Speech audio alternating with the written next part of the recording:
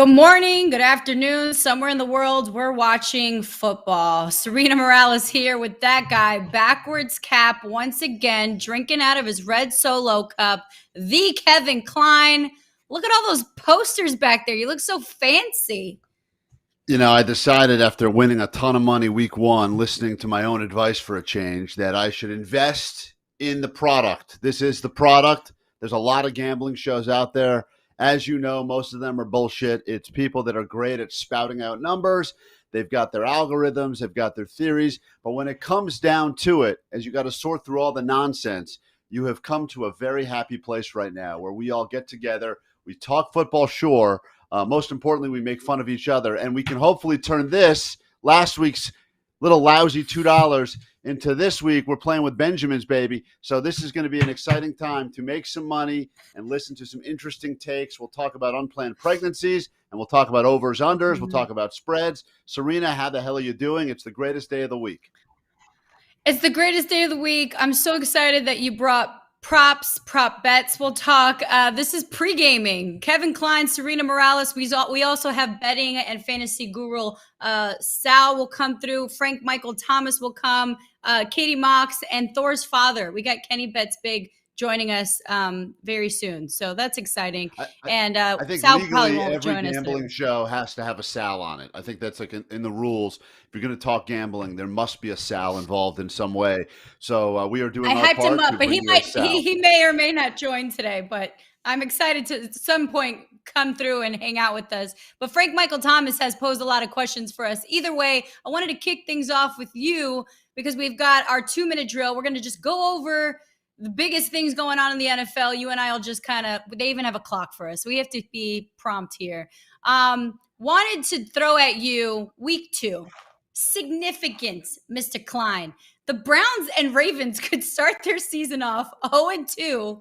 And to me, that's just a little concerning given we thought, hey, these are 2 teams that could go to the Super Bowl this season. Should we brush them off if they go 0-2? Or are we still like, oh, well, there's an extra game of the season. Carry on.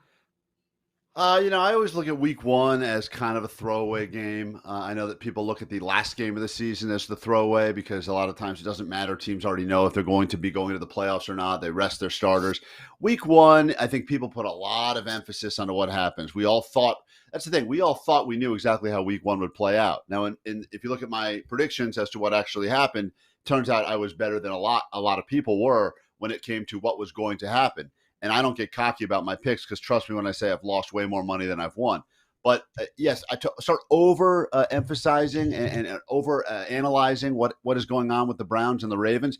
I think that's premature. You look at the teams; they're both very solid teams. I mean, the Browns, I think, were up double digits over the Chiefs for a good part of that game, and I feel very strongly. I mean, we'll get into the Browns a little bit later because in my pick. In my 2-minute drill, I want to talk about underdogs and some of the big dogs that you could be putting money on today. I love the dogs. I love the value in some of the dogs. All right, well, let's talk dogs because you're a winner today already in my eyes. So go for it. Look at that. Someone bought a dry erase board. Look, you bought like a record back there.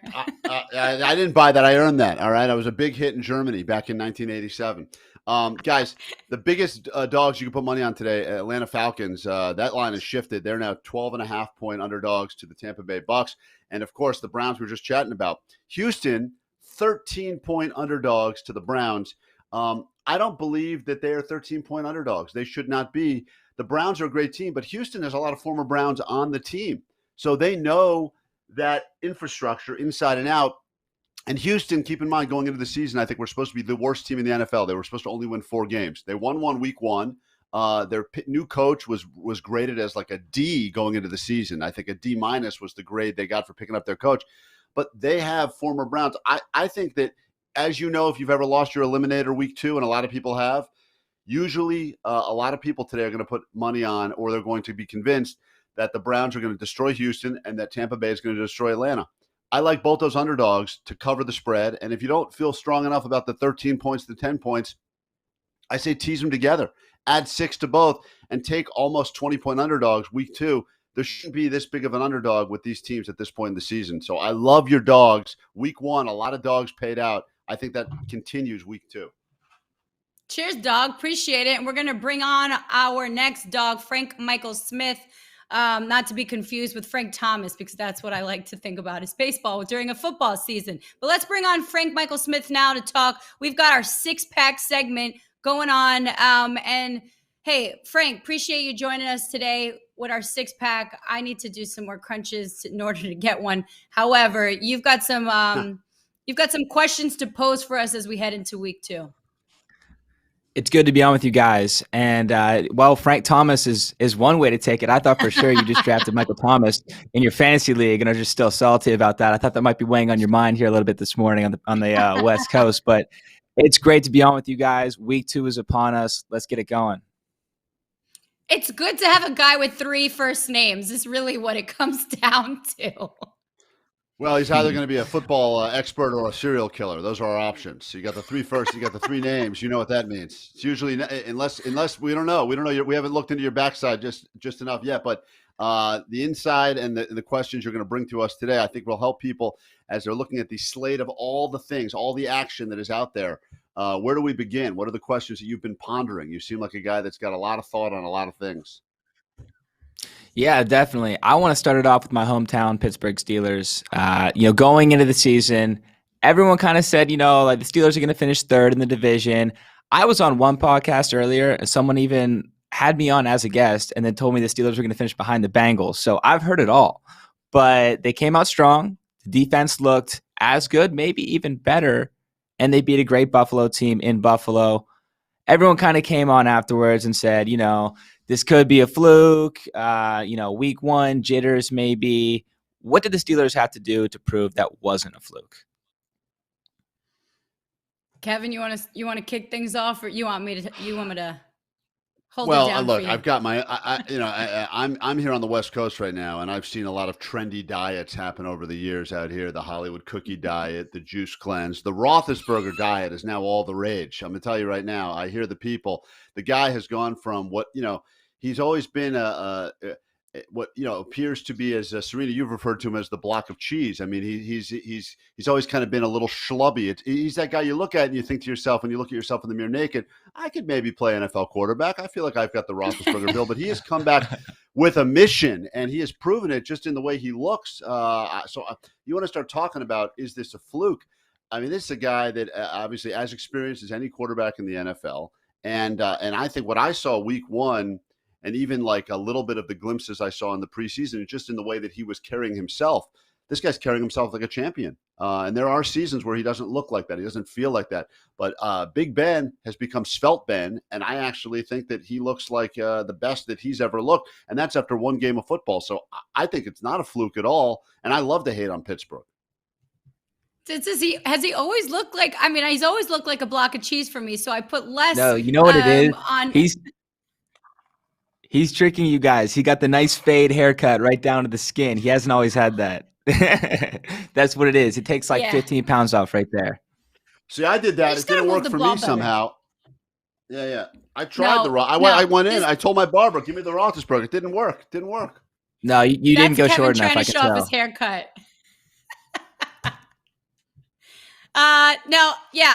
To the Steelers' point, one, I think the Bills just sort of were like, I don't know what happened. I don't know if it was the fan base. You were playing at home. So that's where, you thought the Bills would get that win anyway. But yeah, the Steelers kind of do that thing where they show up early, and Big Ben, whether he's Felt Ben or Skinny Ben or whatever Ben you want to put, the ball needs to be moved more on their offense. They've got players to do it.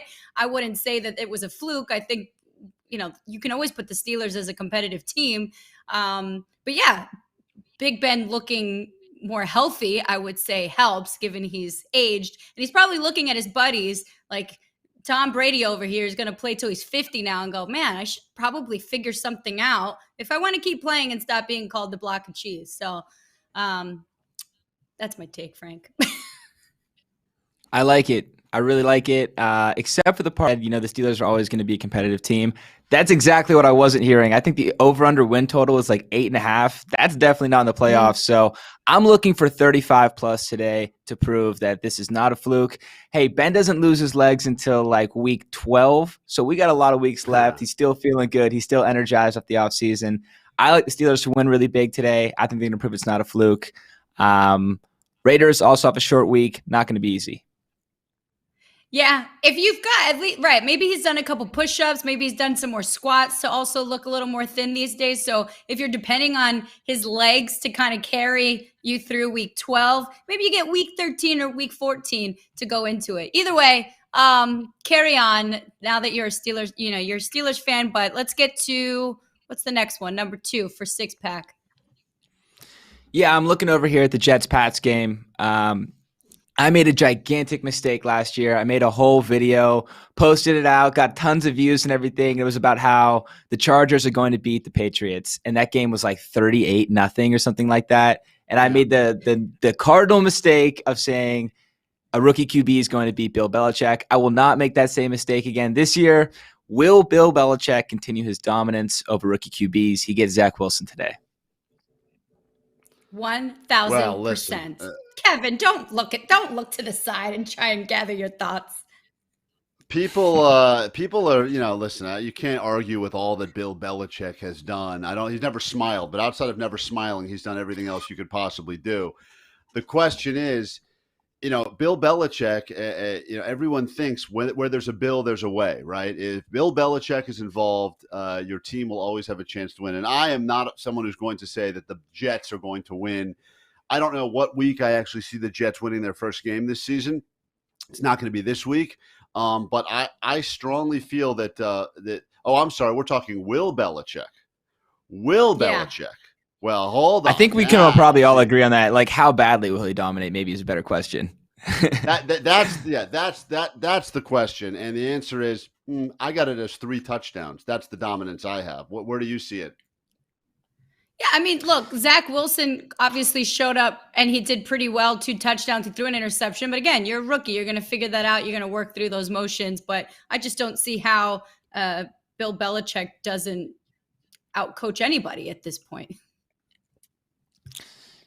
Yeah, I definitely agree. I'm on board. 3 touchdowns seems like a lot, but I think it's a dominant win. I don't think they're ever going to be in this game. I think the Jets score like 10 points at most. Oof. Poor Jets fans. Sorry, Jets. All right. Another tough year. They were so pumped up about getting their lineman too. Their guy Becton is already out. I have some Jets fans in my life, and they were really pumped about this guy. So just a tough go. Everyone has some Jets fans in our lives. Yeah. They're like tax write-offs or something. That's our pro bono work right there. All right. I'm staying in the AFC here. I want to talk about the Browns and the Texans. Will Nick Chubb run all over this defense? Because this defense was bad last year. They know they played all right versus Jacksonville last week, but that's a bad Jacksonville team. So everyone with Nick Chubb on their fantasy team, everyone who's a Browns fan, what are we looking for on the ground here? Nick Chubb is about to get really chubby because he's going to eat today. Heading into the season, you had the Browns offensive line rank 1 in the league, numero uno. And then if you look on the other side, Houston's defensive line was ranked dead last. So this is a great time to be a running back if you're playing for the Browns. His name is Nick Chubb. I think really the only reason that he could maybe not get as many rushing yards is that this game goes so far that they're just like, you know what, have a rest. Rest those little puppies. We need them for this season. Chubb will continue to impress. Yes, Houston, it's almost like he gets to play against a high school team, but he's got former teammates that he will be battling on the other side that know some of what Chubb can do. And as I was saying in the 2-minute drill leading up into you joining us, I know that right now things have moved a lot. One of the biggest dogs in all of the NFL this week is Houston. And at this point, it's almost like the Browns are expected to win by 2 touchdowns. I would imagine that Chubb is probably expected to get 2 touchdowns. That right there, the Chubb effect could be the spread right there. I still think, and I do believe he will have a over 100-yard rushing game. Will it be a 200-yard rushing game? I don't necessarily see it going that way. I know a lot of people do. But I think that, listen, as Serena said, Chubb will be eating, but I am chubbed up at the excitement level that this will be an exciting, high-scoring game, and I actually think that Houston's going to figure out a way to put up some points as well. I love the over all over this game. I'm sure we'll get into that a little bit later when we talk to Kenny Betts Big and Katie Mox, but I feel right now, if you are Team Chubbs, you have nothing to worry about. You will have a great season all season. Chubb, as you know, is going to be the workhorse that he is, And I don't even look at week one like a loss to the Chiefs. And I don't think a lot of Browns fans are looking at that at all. The Chubb effect, by the way, I mean, I think you just gave him something right there. That sounds like he needs to sign a deal with Trojan right now and get that off the ground. Sure does. I like it. I really like it. I do agree with you guys. I think Chubb is poised for a big game here. I want to move it over to the NFC. We had a game last week where the Eagles just balled out. I spent a good hour to hour and a half just going at my brother for drafting Jalen Hurts in fantasy, and then everything came crumbling down in week one. I didn't think it would happen that quickly being wrong, but I'm not quite sure I'm wrong just yet. They didn't totally open it up there. A lot of short passes. They did have a nice win at home, but now they're not even favored to win at home versus 49ers. How do we feel about this? Yeah, I don't have a Chubb effect situation going on for Jalen Hurts or the Eagles. I don't think it's necessarily a knock on the Eagles that, they're good or not good, but I just think going up against the 49ers, the 49ers are really good. And, tip of the hat to Nick Sirianni and, to your brother, drafting a Jalen Hurts for his team. But, I just think the Eagles played the Falcons. Do we really know how good the Falcons are going to be this season? So it's like, oh yeah, I went to, a basketball court and I played against a bunch of 5-year-olds. Now let's play people your own age. I think the 49ers are just a safer pick. I think it has nothing to do necessarily with the Eagles are really good or not good. To your point, I don't think I got a sense for how good they can be. Jalen Hurts obviously seems like the best quarterback for them moving forward. But I think when it comes down to who's getting the fact that they didn't get put for the win is more of a 49er thing than an Eagles thing.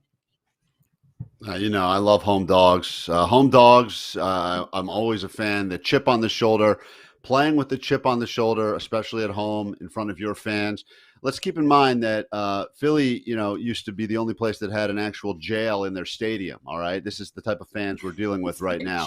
A jail and a courthouse in the actual stadium to give you a sense of the craziness.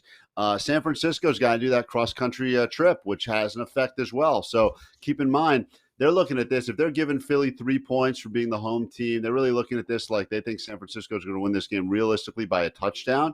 That west to east travel is not fun. I don't like that at all. I'm sure they're flying private. I don't think they're traveling on Spirit Airlines, but let's keep in mind that they still have to battle a team that had a good week one, regardless of how you feel about the Falcons. I think Philly is kind of a stacked team, an underrated stacked team. And I do believe, and I hate saying this as a guy who's a Washington fan, because I never like saying anything good about any other team in the NFC, but I do feel that the San Francisco let a lot of points get scored on them last week, a fair amount of points. And I could see this being another one of those games where, and I'm sure Kenny Bets Big will have a strong feeling about this one when we have him on the show in just a bit. I see this not only as Philly covering, I see this as Philly potentially winning this game. I have Philly as one of my early picks for a shocking upset in the NFL Week 2. Kevin, I'm with you, and I want to make a quick correction. That Week 1 win was at Atlanta, which I think actually makes it even more confusing that they're a home dog here. I want to go back to Atlanta for a second, though. I know we talk about Week 1 overreactions. I didn't hear much people talking about how this Atlanta team was going to go 0-17 before the season started. That's how I felt about it after Week 1. People were like, oh, yeah, it's Atlanta. They're a dumpster fire. I wasn't aware that Atlanta was supposed to be this bad. I guess we're just penciling them in for 0-17 now. Did you guys hear this? Oh. Well, I haven't heard that they're that bad, but I do think that I don't necessarily know their fourth pick in the draft, like Kyle Pitts, their tight end, is going to save their season. I think there's just, there's just a lot of questions. I got Arthur Smith is their new head coach. There's too many outside noises, outside things that they have to sort of manage before they become, whole. There's just too many moving parts here. Yeah, that's just a quick side note. I'm not penciling off Atlanta. Matt Ryan, he's one of those guys. It's just when you think he can't figure it out, he figures out a way to get a win. I mean, I think about there was a game last season. I want to say they were 14-point underdogs. I think it was when they were playing New Orleans, and they ended up winning the game. So there's a weird thing just when Matty Ice. The team that you are the first team that everyone's able to kind of write off as this is going to be the worst season ever. They're the ones that always get them, to me, the most shocking upsets. Are dangerous teams to bet against, because at some point you go, well, the one thing we knew for sure is that this team sucks. And then all of a sudden they figure out a way to put it together. So, listen, you know, that's one of the big dogs this week. I like them to cover. So I'm very, as you know, people oftentimes don't bet with me because understandably, I am an emotional gambler way more than a statistical one. But I'm telling you right now, be careful, because a team that hears, and they've heard all the chatter, they've heard the 0-17, that makes them angry and they're fired up. So as I've said before, I'll say it again, I'll say it throughout the rest of this hour. I don't like Atlanta to have a great season. I do like them to cover today. And Kevin, I saw the $2 you're flashing. I mean, hey, the emotional gambler, I don't care how you're betting. Those $2, they don't lie right there. So, hey, anyone who doubts it, there it is. Proof. Speaking of shocking outcomes, though, we did see Jameis Winston throw for 5 touchdowns after everyone mocking him for like a full 2 years. Are we looking for another stellar performance versus Carolina? Did you put a straw in your hat now? Yeah. Me and Kevin are going to agree on this. He's a stud. I think that's a pencil. He's a stud. It's a pen, so I can write down all the mean things you say about me during the live show. I'm just going to keep notes on everything. I got to keep notes on top of notes. Look, lines are moving all the time. I got to have multiple. I got to have octopus arms here to keep track of everything going on. Will win. Yes. 5. Listen, I don't think anything under 5 touchdowns is going to come across as like he's slipping. But I think that this is what everyone was expecting from the very beginning, and I think that it will be a minimum 4 touchdown game. So I'm very excited to continue. There are certain players that every week will be putting up what appears to be like resume reel performances, and this is one of the guys that I look forward to watching. I'm excited now. When I know that if you're into red zone, you like just watching teams as they're about to score. You're going to be seeing a lot of this guy. He could be the star of the red zone channel all season. Oh my God! Wow, that's Kevin, a lot. Sometimes, though. Yeah. I don't think that we get a 5 or 4 touchdown game from Jameis. Maybe. The fact is that they've been crapping on him, but the kid couldn't see for so long. I mean, the guy got LASIK, and look at the performance he had against the Packers. So I do think that it's maybe not like, oh, we saw, Jameis Winston have this incredible game and it'll never happen again. The fact that Jameis Winston had the best quote, I think, ever, just the other day, where he's just like, oh, my coach says, he says we need to prepare. Well, he said, I need to be prepared. The fact that he is as Jameis as he can possibly be is a good sign. I don't think he needs to be Superman in this game at all. I just think it's really more of a Sean Payton versus ex-coach this season. And he's got to just stay within the system and not throw the ball away, which we know is an issue. But if Jameis Winston has any better eyesight than previous seasons, this is a solid situation for him against Carolina today. But I don't know if it would be another 5 touchdown game, but I think that it will be a solid performance. Maybe it just doesn't throw the ball away anymore. Either way, by the way, we are pre-gaming. I'm Serena Morales, the Kevin Klein, the Frank Michael Smith. We are doing our 6-pack segment. We got one more, and then we're going to bring on our friends Katie Mox and Kenny Bets Big to keep going because we got a big game. It's Sunday, guys. It's the best day of the week. Serena, were you talking about the quote where Jameis was like, hey, I want to tell you guys what the training staff told us before the game? And he was like, he's like, what did they say again? We got to be prepared. We got to be prepared. What was he? Yeah, he said be prepared. I'm like, what? No, dude. Yeah, I'm excited to see that. Yes, I want to see that Jameis back on a football field. If we're seeing that Jameis, maybe he does just blindly throwing, non-blindly throwing 5 touchdowns. I'm with you. I think Jameis is going to have a big day. Kevin, I think you're the most bullish on this. I got a little action on him for comeback player of the year. So I'm riding the Jameis train the entire season. I have to. I want to talk about the Rams here though. That Rams defense was really hyped up. Of course, a lot of people think Aaron Donald, another Pittsburgh product, by the way, might be the best player in all of football. Do we see that top 5 defense today versus the Colts?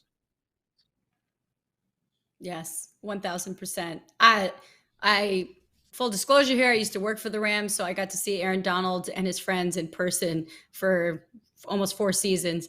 I think, just because they have new defensive coordinator Raheem Morris taking over after Brandon Staley became the head coach for the Chargers doesn't change the fact that they still have the majority of their pieces to their, defensive line, the linebacker group, and their secondary. You've got Jalen Ramsey telling everyone else that Aaron Donald is the best player in football, and Jalen Ramsey is arguably one of the best players in football.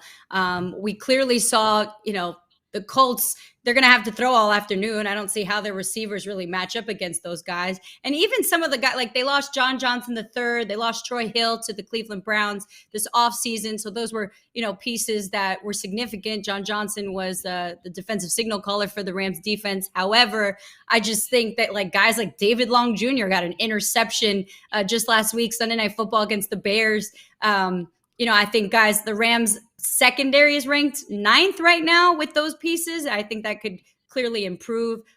Aaron Donald, it was like the 4th quarter, and I was like, man, this guy doesn't have a sack yet. Boom, gets a sack. So they had 3 sacks on poor Carson Wentz. I think they're going to be able to they're going to sack Carson Wentz. But they got 3 on Andy Dalton last. It's 2 gingers. It confuses the heck out of me. I think that they're going to have a pretty big game again. I think this is a top defense that the Colts are going against. I was a little surprised when I saw the over-under for this one started around 45. It has moved since then. It's now closer to 48. It's shifted 3 points. I saw it, to me, looked low at first, and I realized that they think it's going to be a defensive game more than an offensive game. I would have, just if someone had said you got a week 2 matchup, you got the Rams that you saw week 1, you got the Colts, I would have thought that over-under was looking closer to 50. Just in my head, playing with what I know and what I've seen, I would have put that at like 50.5, 51. So it already seemed low at 45. It's shifting closer to where I thought it would be, but it makes me think that the experts, and as you know, I tend to not like the experts because they give their picks right around this time every week. And then what happens? If they're wrong, they disappear, never speak of it again. Whereas we will mock each other. Anytime we make a bold prediction here that turns out to be false, we will never let the other person hear the end of it. However, we've been more right than we've been wrong. And I'm surprised that they have this as low scoring as they have it. But I think everyone thinks defensive is going to happen. I see the Rams defense is strong, very strong. I could see them putting up some points, but I also believe that, if they think that they're going to hold the Colts to under 21 points, which is kind of where they have it at that over-under, I find that surprising. I could see both teams being in the 30 range today, or at least close to it. So I think that the Rams defense is good. There's no taking anything away from them, but I don't think that's going to stop the Colts from being able to put up points. I don't see that as happening. They will pressure the quarterback. They will. But guys, stick with me now. I've been spot on. All of my over-under picks this season have come in. And this is another one that I do feel like you're still getting a little – at 45, it was great. I love it at 48 as well, but I like it like this. I need more of what I just put in this cup. Kevin, no, I don't think it's going to be that high of a game. It's crazy. I just said Jalen Ramsey and Aaron Donald are on the opposite side of the Colts. And he goes, nah, they're going to score. Who's scoring so many points for the Colts? Their number 1 receiver is like Michael Pittman. I don't understand it. No, we'll talk next week when you guys have the Colts is scoring less than 21 points today. Both of you feel strong about that? Yep. That's what you give me, 21? Yeah, they're going to score 17. Yeah. Okay. All right, let's go side action. You want to go side? He's writing it down. This on the side? I'm writing it down. Yep. All right, let's do it.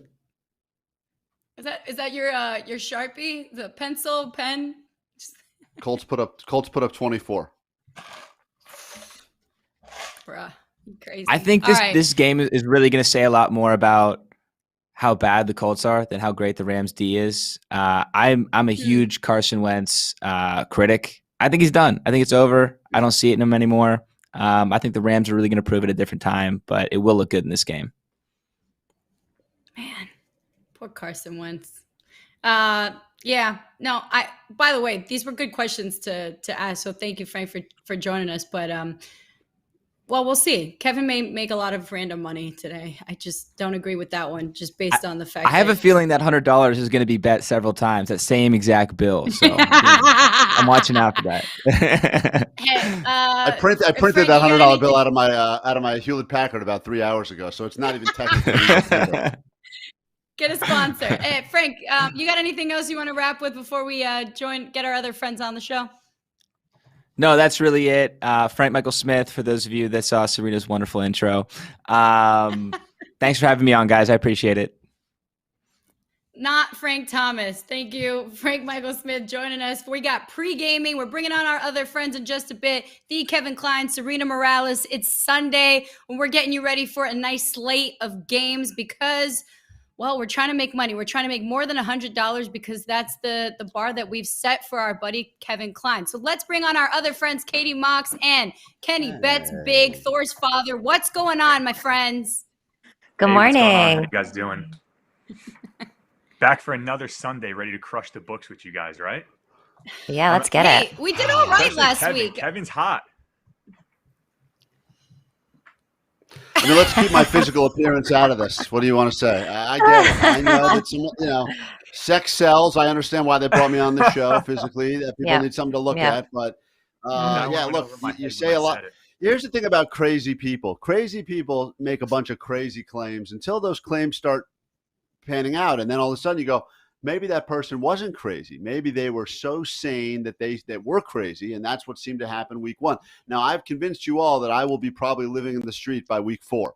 But in the meantime, let's enjoy the hot streak that we have. And Kenny Betts Big, Katie Mox, there's no one that I appreciate hearing how stupid my theories are from. So let's get right into it. The games that you guys care most about this week. Power Hour can begin. Yeah, celebrate.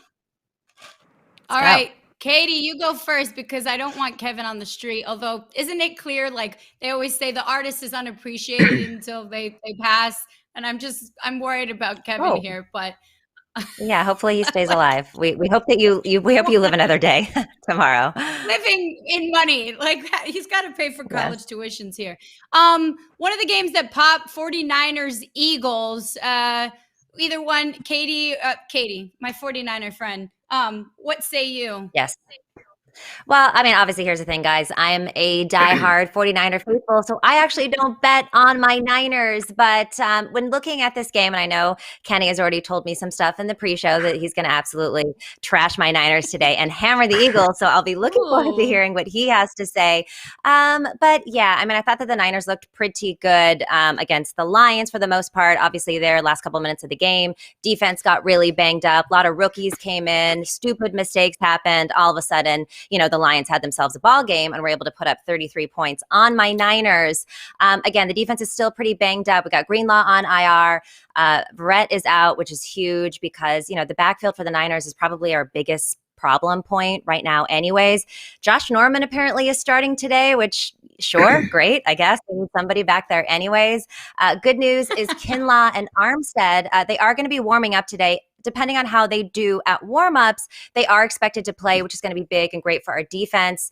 I think, obviously the run game for the Niners is our strong point. And, the Eagles gave up 110 rushing yards, within the first half against the Atlanta Falcons. And, Mitchell had a great game for us Niners. I mean, he had over 100 rushing yards himself. So I think if I were to bet on this game, I might lean on the over. Obviously, I want my Niners to win. I think they will win. 49ers are 23-8 with Jimmy Garoppolo starting.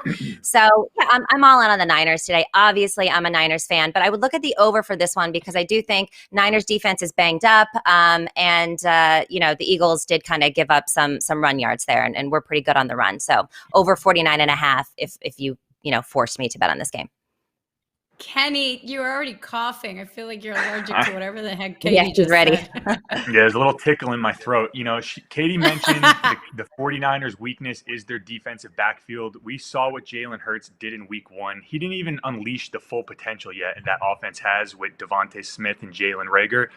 Little stats for you guys, right? 1 p.m. start time, Kevin mentioned for the 49ers, East Coast, never a good mix. The Niners are 9-18-1 as a favorite under Shanahan since he's been the head coach. Don't forget, Shanahan was the offensive coordinator for the Washington football team. So this Eagles team is already pretty familiar with his offensive schemes. They use a lot of zone running schemes. The Eagles' defensive line is an absolute problem. I think they're going to be able to contain the running game for the 49ers. Sorry. And they just signed Dre Kirkpatrick, who was the 55th ranked cornerback last year, last year gave up 39 first downs, which was fourth most for cornerbacks, and he was the sixth most penalized defensive back. So I think Jalen Hurts is going to have another big game here in week 2, and I like the Eagles plus 3.5 and on the money line.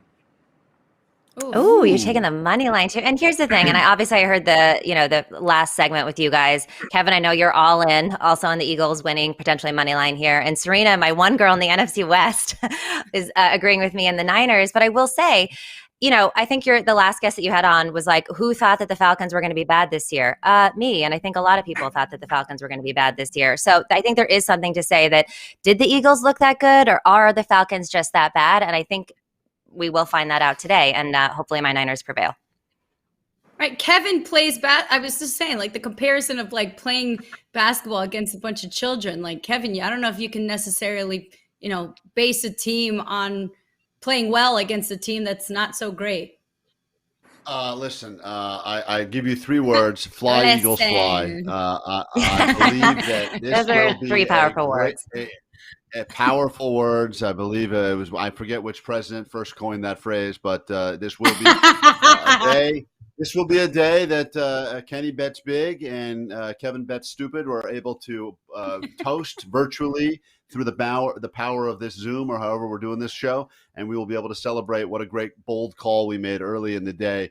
And and nothing against Katie or any of the Niners fans. I lived in San Francisco for quite a few years, so I know the fan base there. I know that they want nothing more than to feel that their team is as good as they feel their team should be and will be. Today is one of those days that afterwards San Francisco fans are going to look at each other and go, well, we have the Warriors. We still have the Warriors. That's going to be today's conversation after the game. But the Warriors aren't even that great anymore. So we gave up a lot for KD, and now we don't have to talk about basketball. But yeah, the Warriors, we had a fun run there, but it's not the same. All right. Kenny, you got Saints Panthers as something on your – what are you looking at here? Yeah, I think this is a perfect game where it's a huge overreaction to week 1. Obviously, we saw the Saints just dismantle the Packers, right? Jameis Winston balled out, 5 touchdowns. Is it the LASIK? Is it that the Packers, were unprepared? Aaron Rodgers sat out all of training camp. So I think there's a huge overreaction there. I like the Panthers plus the points here a lot. Jameis Winston is 18-10-1 against the spread as an underdog, but when he's a favorite, he's 7-14-1 against the spread. So a little more pressure on Jameis to repeat that performance from week 1. I like the Panthers a lot here. I think with that zone scheme defense that they run, I think we'll see Jameis make a couple mistakes that we're more accustomed to seeing him make. Do you think? Yeah, well, what about just coaching in that? Like, throwing it out to both of you. I don't know. I feel like there's something you got to give credit to Sean Payton. Like, maybe they don't, maybe it's not a Jameis day, but the game goes in favor of the Saints. Yeah, I mean, if we're looking at coaching, Matt Rule, from his days at, Baylor, he's an excellent coach. I know it didn't look like that in week 1. They didn't look great against the Jets, but I also think they kind of knew they were going to beat the Jets. I don't think they fully opened up the offense knowing that they have a week 2 matchup with the Saints. So I think we're going to see a more prepared Panthers team here, and I think they should get the job done.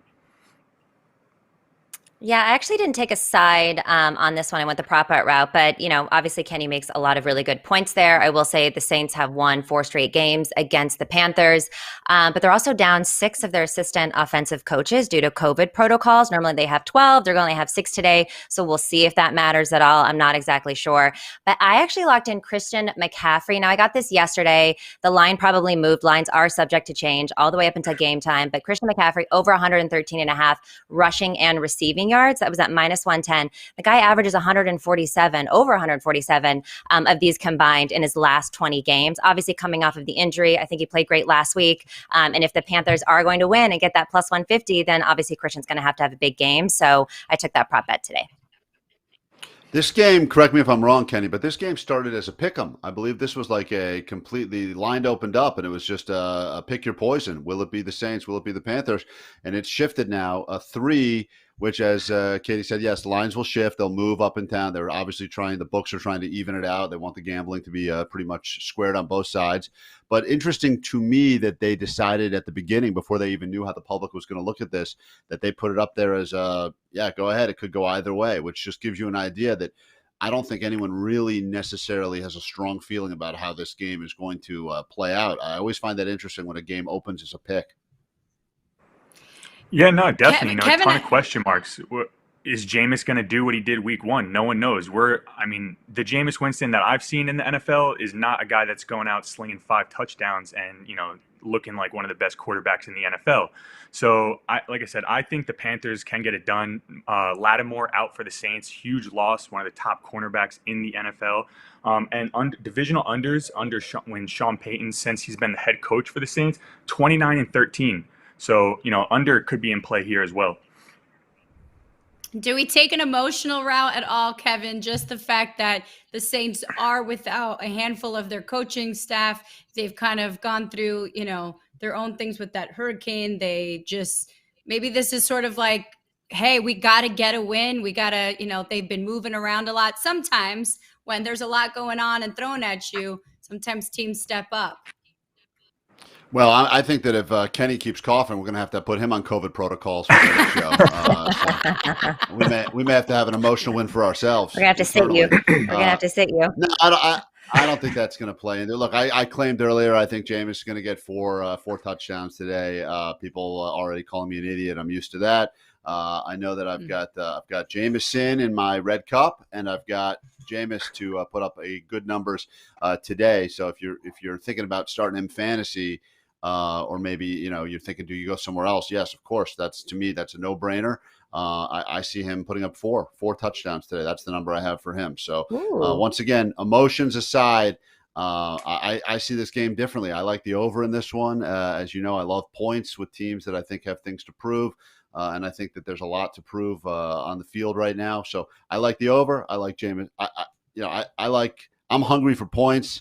And I think, Kenny, at any point, any of these teams can absolutely shit the bed. And we can say, well, they're not what I thought they were after week 1. I think that people are obviously exaggerating their belief on how everything looked at the end of week 1. But I love the fact that both of these teams started out thinking that they were going to be the winner. Now we have a clear underdog. We have a clear favorite. But I like points, and I like the Saints to win, and I like Jameis Winston to have another great week. All right. Regrettably, I think I agree with Kevin on this one. I think I got Saints and they cover. I know. What am I Why doing? you got to say What regrettably? Why say regrettably? Why you separate yourself from the you hot set streak yourself right up. now? You set yourself up. You You're do. telling people I haven't heard the word, someone calling me stupid. So I felt like I needed to just throw some extra trash your way. Either way, Katie, the lovely Katie, I think you've got Bills, Dolphins. Yes. Look, obviously the Steelers upset the Bills last week, which I think surprised a lot of people, but no one on this show. I mean, I know at least Kenny and I were definitely on the Steelers to cover. Kenny, I think you were actually on them money line to win that game outright, which I wasn't on, but I was surprised with how much the Bills struggled to move the ball. Also, I do think that, Miami defense did play well against a rookie quarterback, but Josh Allen is not a rookie quarterback. I expect the Bills to kind of pick this up again. Bills have won 5 straight against Miami. They're 7-3 in their last 10 meetings. So, I mean, obviously the underdogs, the dogs were barking last week. I think it went 14-2. I think we're going to see a lot of favorites. I think the lines are a little bit better this week. So I'm going with the favorites on this one. I like the Bills minus the 3.5. I just think they're the better team and they're going to show up today. Yeah, I mean, everyone that watched last week heard me say I think the Bills are due for a huge step back this season. I think Josh Allen is due to take another huge step back this season. He's not the MVP caliber player we saw last year, in my eyes. And don't forget, last year, the Dolphins were 1 win away from getting to the playoffs in the last week of the season, and they played this Bills team and ultimately lost 56-26. So there is a huge revenge factor for the Dolphins coming into this game. I talked about it last week with the Browns and the Chiefs, the revenge factor in the AFC Championship game. The Browns covered that one easily. They should have won. They've squandered away a huge lead. So yeah, I think the Dolphins are coming into this game with a huge chip on their shoulder. They have an elite defense. I don't think Josh Allen is as good as everyone thinks he is. So yeah, give me the Dolphins here plus the points. And I like the under, honestly. I think the Bills are going to struggle to get it going. And another thing to take away from last week, the Bills offense literally did nothing, right? Like nothing. Second half, no adjustments were made. The Steelers, Mike Tomlin goes into the locker room, makes all the adjustments necessary, and they completely blew the Bills out in that second half. Where was the Bills head coach? Making those X's and O's adjustments. So yeah, I think the Dolphins are a great play here. A ton of value on them. All the money's on the Bills. Give me the Dolphins at home. So why do you think, though, Kenny? Why do you think Josh Allen isn't very good anywhere? Like, why do you see this big step back just after one game, or what have you seen, or why do you think that? So it's not after one game. It's, looking at his career in a totality. So last year was his first good season. The 2 seasons prior to that, he was horrendous. I mentioned on the show last week, last season there was either no fans in the stadiums or minimal fans in the stadiums. So that takes a ton of pressure off the visiting team, off the quarterback. I talked about how last year was the first season in NFL history the more road teams won than home teams. So for people saying, fans don't make that much of a difference, that's crazy. So I think, fans back in the stadium, raucous environment, division game, these are the 2 teams people think are going to win the AFC East. So yeah, I just think Josh Allen's going to crumble under the pressure. The prop bet on Josh Allen for this one is will he throw for over 290.5 yards? Will he throw for over 290.5 yards? Last season, I think he had 8 games where he went over 300 yards. So if you're going to go, I don't really know if you can even compare season to season. But this one, I like the under. I like Josh Allen throwing for under the 290.5. What do you guys feel about that, Katie? Any thoughts on Josh Allen's offensive performance in today's game? I mean, I think it's got to be better. I hear what Kenny is saying and about the fans. And so what Kenny basically is saying is last year was a fluke for Josh Allen, and not the rule. And he's going to go back to just sucking. I am on the other side of that, where I think he's been progressing and getting better. I think that I'm a big Bills believer. I have been, I've said that a few times, I think, on the show and other shows. So I think that their offense is going to pick back up. So yeah, I mean, Miami has a good defense, over 300, might be close to that. What is that, 280? Yeah, sure. Look, if I think they're going to win this game and have a good one, then let's go over.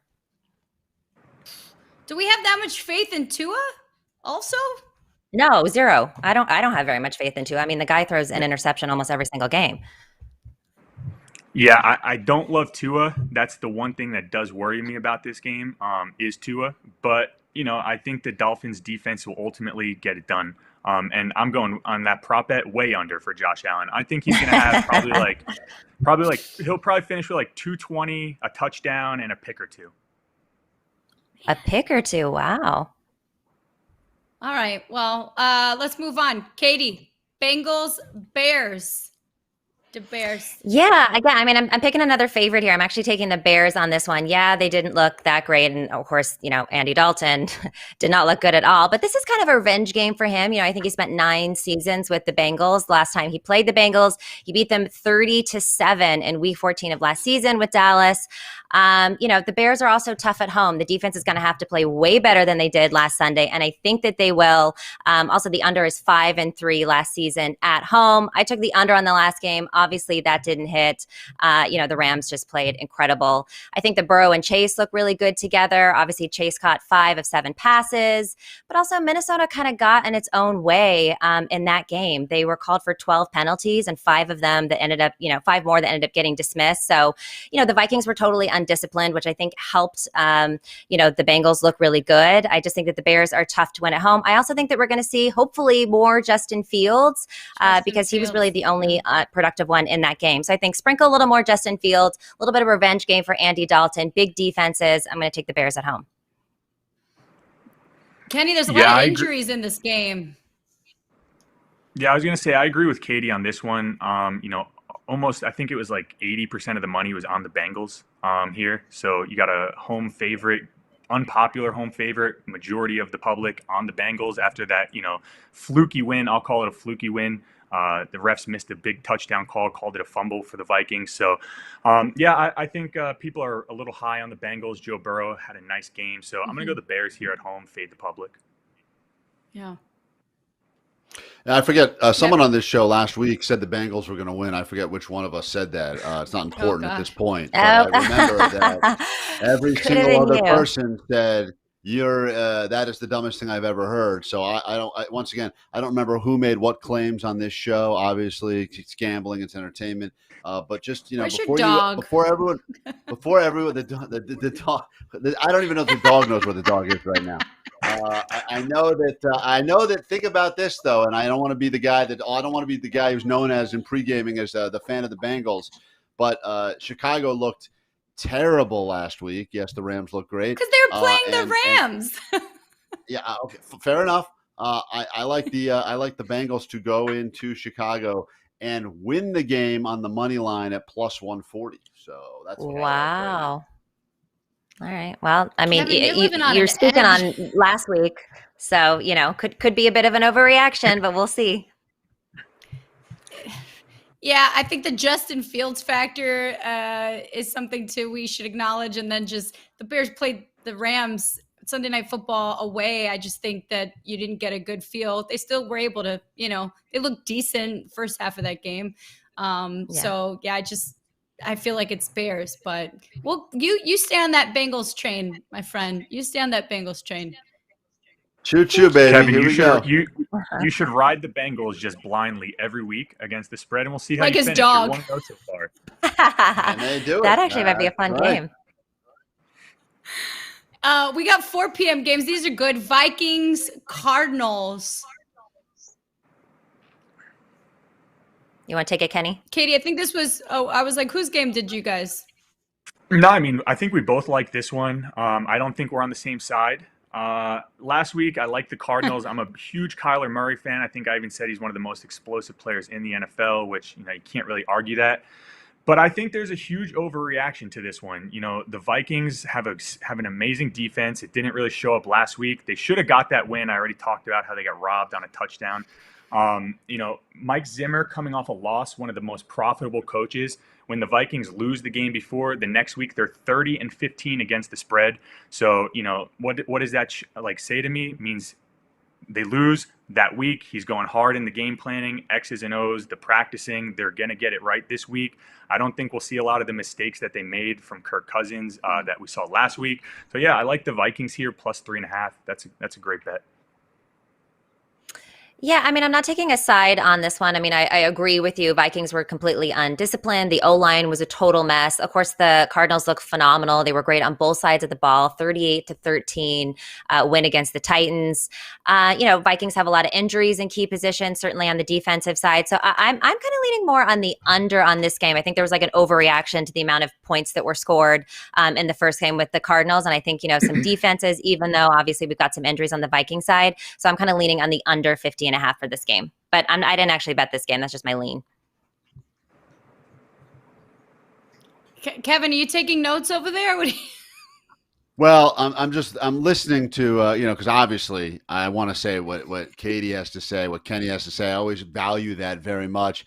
I looked at this as potentially the highest scoring game of the week, and now Katie all of a sudden has me second guessing my own thoughts. So I was looking at it, and I look at the 50.5. It's funny. Arizona, the public is very are the Cardinals good? Like, have we accepted they're a good team right now? Yes. The Cardinals are always good in the first half of the season, and then they fall apart in the second half. So I'm like waiting for that because that's what I think. Cardinals, I think, when am I going to be disappointed? And I'm like still on that. Like, will they be great for the first 6 games, and then will they fall apart? Will they fall apart week 2? So I don't know. I feel like that's where everyone's right now going. The public is thinking, are the Cardinals a great football team? And I don't know the answer to that question right now. You say yes, Serena. You say for now, Katie, Kenny, are they decent? Are they good? Are they lousy? Are they? I think the Cardinals are definitely legit. I think they're a legit team for sure. I don't think this is hype. I think this year they're definitely like that division though is crazy, right? You have the Niners, the Cardinals. But they're beating each other up, right? Yeah, they're just gonna all beat up on each other, and unfortunately, not all 4 of them can make the playoffs. So yeah, it's they have a tough road ahead for them for sure. But I think they're legit. I think Kyler Murray is definitely on the ascending train towards being a top 5 quarterback in the NFL. So yeah, I'm big on the Cardinals this year, just not this week. That's interesting. Katie, I think it was you. You mentioned the Vikings defense kind of had some, mistakes. They're a young defense. The Cardinals, they allowed 3.8 yards per play. That was the best defense in week 1. Kyler Murray has certainly stepped up, had a perfect passer rating against the blitz. I lean towards Cardinals. I don't know if they cover this just because the Vikings certainly, they went through that whole Bengals game and the Bengals came up top. But I would say that the Cardinals are a real team. Kevin, to your point, I think they have a lot to prove. They certainly need to figure out how to win in the NFC West. But I do think the Cardinals defense stepped up a ton last week. And now Kyler Murray, who there were questions around his leadership and how he was going to kind of step up this season, I'll take it. So yeah, I've got the Cardinals in this one, but I don't know. And, I don't know if I would. No, I was going to say, sorry, I thought you were done talking. I'm sorry. There's a little bit of a lag here. I was going to say one thing not to overlook too is Patrick Peterson, right? He's now on this Vikings team. For his whole career, he's been that captain for this Cardinals defense. He knows the schemes that they run. He knows the language that they use. Obviously, they change it up somewhat, but I'm sure that Patrick Peterson had a huge part in the Vikings offensive game plan this week. So yeah, I mean, to Kevin's point, there could definitely be a ton of points scored here. And, Vikings are a great play. We'll get to this is my favorite game actually of the week. Cowboys at Chargers. To me, no one likes the Chargers in LA. This could be a home game for the Cowboys. I actually think the Cowboys are getting this win. I would take the over. I think there's going to be a ton of points scored, which is ridiculous because I think it's at 55 right now. But I just think the Chargers, they were able to put up a lot of points on the road against a really good Washington defense. And the Cowboys, we saw them put up 29 points against the Buccaneers. To me, this is like the game I'm watching. Kenny, was it you? Yeah, Kenny, I mean, you picked this game, right? Yep. Yeah. So I like the Cowboys here plus 3.5 with the points. Road underdogs. I mentioned it earlier this week. Road underdogs in the NFL coming off a loss are one of the most profitable betting angles to cover, right? It gets even better in week 2. Week 2 underdogs who are 6 points or less of an underdog, which the Cowboys are plus 3 here, are 57, 33, and 2 against the spread. So, you bet that blindly, you're profiting a lot of money. So, yeah, I like the Cowboys here plus the points. That's a great bet. I like it a lot. Yeah, I'm riding with you guys on this one. I'm on the Cowboys as well. And Wow. Serena, to your point earlier, it's like, we all make fun of the Cowboys are allegedly America's team until they actually play your team at home and you realize that it's like 50% Cowboys fans there. And LA is a transplant city. There are so many Cowboys fans living in Los Angeles. So I do think there's going to be a fair amount. It's going to there's not going to be the home field advantage that maybe a lot of people think there's going to be. I thought that the Cowboys looked great against the Bucks. Obviously, there's some injuries on their side on the defense, which I think has a lot of people overreacting and hammering the Chargers. I love the Chargers too. I love Justin Herbert. Obviously, a great defense there. But for all the stats that Kenny just gave us, I mean, those are great. So I was going to take Cowboys money line earlier in the week before all of the injuries, but now that 3.5 points looks great. You know how everyone has a friend that when they show up to a party, all of a sudden the party is not fun anymore. I'm not going to say that's necessarily me and my group of friends, but I feel like the Chargers, that's kind of what happens. Everyone's excited about a team, their team particularly, and then they encounter the Chargers, and they're like, I didn't think the Chargers were that real deal, but they are. And Katie's right. Being in Los Angeles, there are not a lot of Chargers fans here. I don't even think there's Chargers fans back in San Diego right now because they hate so much the way that the team was handled. They hate the owner, right? So, it's a weird thing where these Chargers are playing for COVID-like stadiums even before COVID. I mean, it was kind of wild. Like fans would not show up because they were not there. The amount of free tickets I get offered to Chargers games is crazy compared to like Rams games where I can't get a ticket.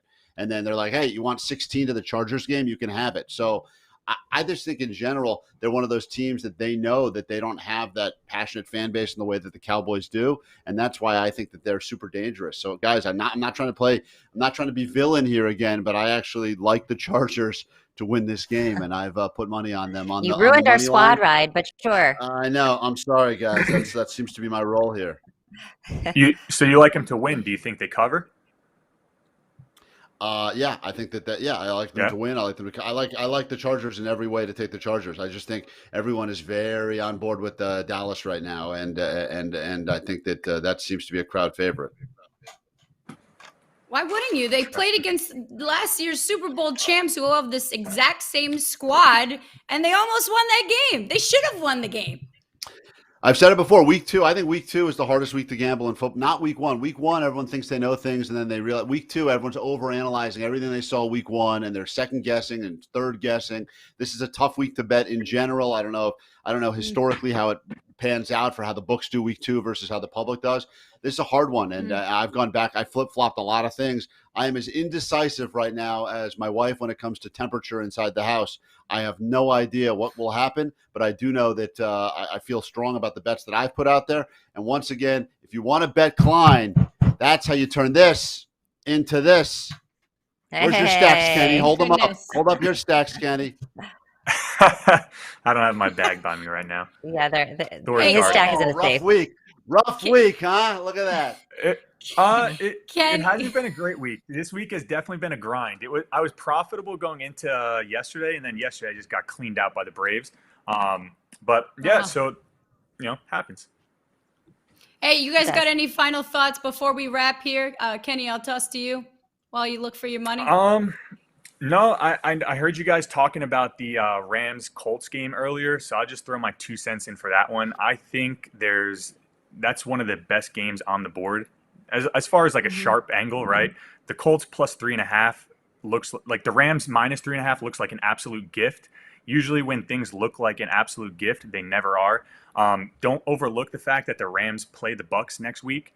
The Bucs beat the Rams last year on Monday Night Football. So, I think the Rams are going to get caught looking ahead next week to the visit with the defending Super Bowl champs. I like the Colts plus 3.5 a lot. So, Kevin, I think you're gonna get the 100 from the guy who was on earlier. Good. Make sure you collect. We don't even know his name. So I don't even know if I can. He's got 3 of them. I couldn't remember. He's got 3 names. I mean, I got 2 out of 3. That's good odds. Not bad. Kid, you got anything to wrap with? Yeah, I mean, obviously looking at the night game, the Chiefs and the Ravens, I think a lot of people are on the over here at 54.5. I'm actually going to take the under. I just think that, Patrick Mahomes absolutely owns Lamar Jackson. He's 0-3 against Mahomes. And, Lamar just kind of buckles under that pressure. He doesn't do as well. He had 2 fumbles last week. I just don't think that the Ravens are going to be as high scoring tonight. I think the Chiefs are going to win that game, but I like the under. I think the last time they met up, it was 1 point under the under as well. So I don't have a whole lot of faith in Lamar tonight. Kevin, how much money are you making today? I agree with Katie. Like the Chiefs minus 3.5. If you can get the Chiefs anywhere, buy it down to a field goal. If you can get the Chiefs at a field goal, you have to take it unless they're playing Tom Brady. We all saw Lamar Jackson. I'm a huge Lamar Jackson guy. He's not Patrick Mahomes. The Chiefs they just look like a gift here. One that I'm going to get in on. So I said earlier, don't do it, but I'm in on the Chiefs for sure. This guy has talked himself into his big play, and that should wrap you up and get you all things you need to know about week 2. Listen, we know there's a lot of gambling shows out there, and are we more knowledgeable than anyone else? We're all playing with the same stats. You can find all that stuff. You can Google anything these days. So why spend your pregame with us? I'll tell you why. Because we are drinking heavily, and most importantly, we will force each other to do very embarrassing things if we do not stick to our big, bold predictions. So I'm excited, and whatever you guys next week, I will pay off. If I'm wrong on any of the big picks I made this week, you tell me what you need me to shave next week, and I will shave it. Wow. Thank goodness. Jeez. Hey, Appreciate Your you guys eyebrows. for joining us on our Power Hour. Yeah, let's see those eyebrows shaved off next week so he can't move his face at all. Either way, appreciate you both for joining us. Frank Michael Smith, appreciate you for joining us as well. That's it. Pregaming with Kevin Klein, Serena Morales. Thank you. Make sure you subscribe to the Game Day on YouTube. We're live every Monday, Thursday, an hour before kickoff on Instagram, and then Sunday here for Pregaming. Kevin, appreciate you, my friend. Hey, it's always a pleasure. No one I'd rather be with right now. I'm going to go get into a 7-layer dip and throw down a platter of wings and then question my life as I sit there and watch games in my underwear and eat heavily. I hope you're doing the same thing.